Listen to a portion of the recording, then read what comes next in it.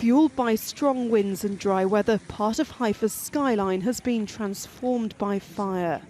The billowing smoke forcing the authorities to order tens of thousands of people to leave the city.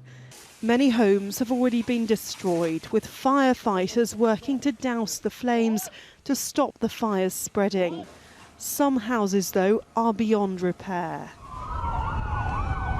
The main highway between Israel's third biggest city and Tel Aviv was closed for some time, while teams tried to put out the flames as they gained ground on residential areas.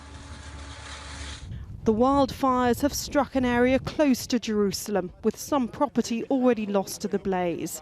Homes have also been damaged in part of the occupied West Bank. Israeli authorities have raised the possibility that the fires may have been started deliberately, arresting 4 Israeli Palestinians, but a judge released them soon afterwards, citing a lack of evidence.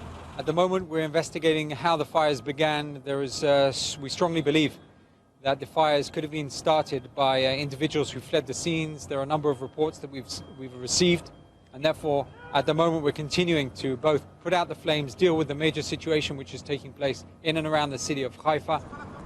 Tinder dry conditions and a lack of rain for several months in some areas have fueled the fires.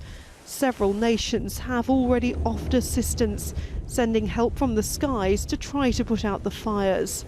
More strong winds, though, are predicted in the coming days, making their job even harder. Emma Hayward, Al Jazeera.